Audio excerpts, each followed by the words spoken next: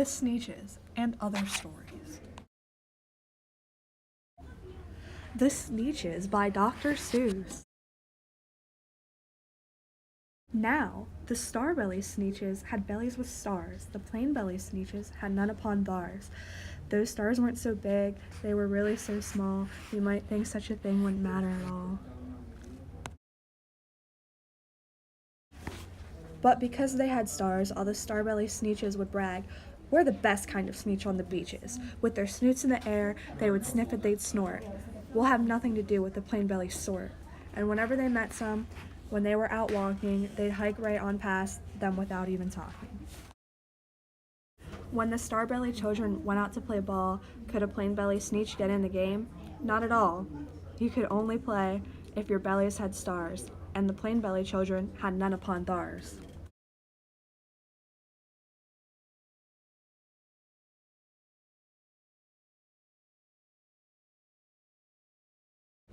When the star-belly Sneetches had frankfurter roasts or picnics or parties or marshmallow toasts, they never invited the plain-belly Sneetches. They left them out cold in the dark on the beaches.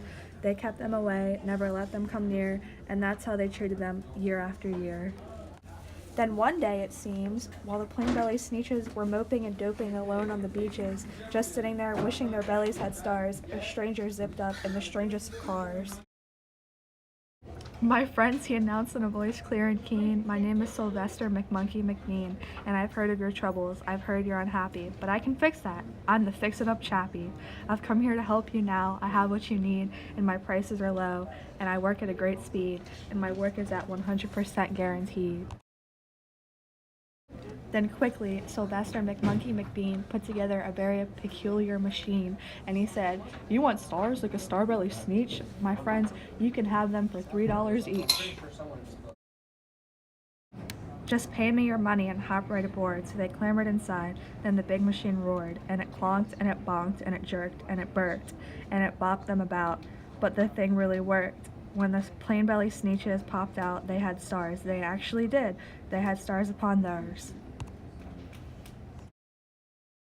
Then they yelled at the ones who had stars at the start, "We're exactly like you. You can't tell us apart.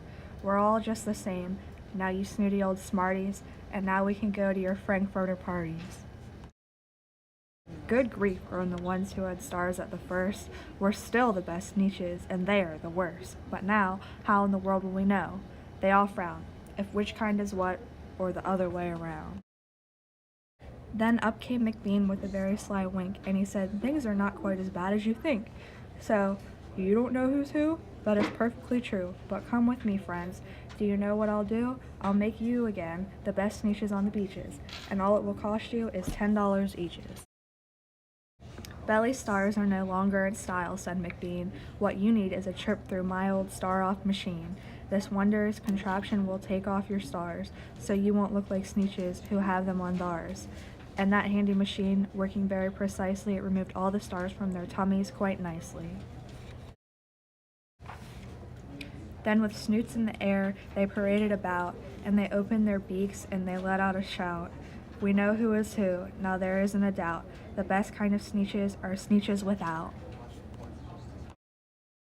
Then, of course, those with stars all got frightfully mad. To be wearing a star now was frightfully bad. Then, of course, old Sylvester McMonkey McBean invited them into his star-off machine. Then, of course, from then on, as you probably guessed, things got really into a horrible mess.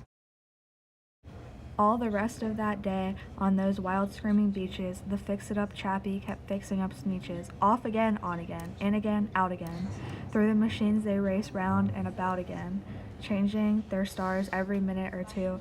They kept paying money. They kept running through, until neither the plain nor the star-belly Sneetches knew whether this one was that one, or that one was this one, or which one was what one, or what one was who. Then, when every last cent of their money was spent, the fix-it-up chappie packed up and he went. And then he laughed as he drove in his car up the beach. "They will never learn. No, you can't teach a Sneetch." But McBean was quite wrong. I'm quite happy to say that the Sneetches got really quite smart on that day. The day they decided that Sneetches are Sneetches, and no kind of Sneetch is the best on the beaches. That day, all the Sneetches forgot about stars, and whether they had one or not, upon theirs. One day, making tracks in the prairie of Prax, came a north-going Zax and a south-going Zax. And it happened that both of them came to a place where they bumped. There they stood, foot to foot, face to face. Look here now, the north-going Zax said. I say, you are blocking my path. You were right in my way. I'm a north-going Zax, and I always go north. Get out of my way now and let me go forth. Who's in whose way? Snapped the south-going Zax. I always go south, making south-going tracks. So you're in my way, and I ask you to move and let me go south in my south-going groove. Then the north-going Zax puffed up his chest with pride.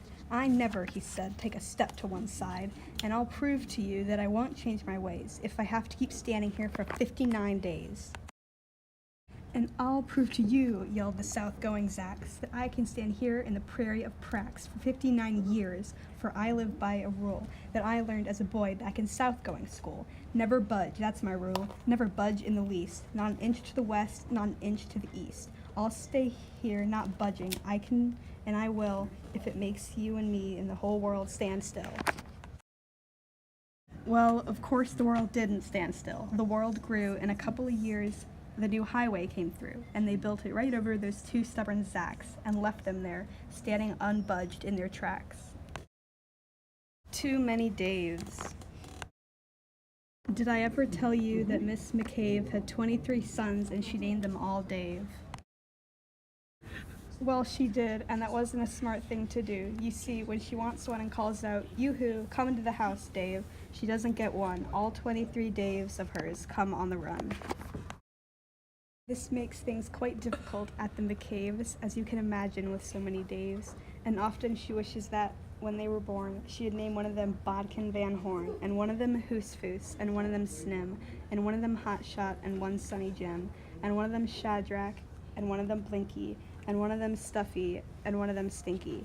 Another one Putt-Putt, another one Moonface, another one Marvin O'Gravel Balloon Face, and one of them Ziggy, and one Soggy Muff, and one Buffalo Bill, and one Biffalo Buff, and one of them Sneepy, and one Weepy Weed, and one Paris Garters, and one Harris Tweed, and one of them Sir Michael Carmichael Zutt, and one of them Oliver Bolifer Butt, and one of them Zanzibar Buckface McFate, but she didn't do it, and now it's too late.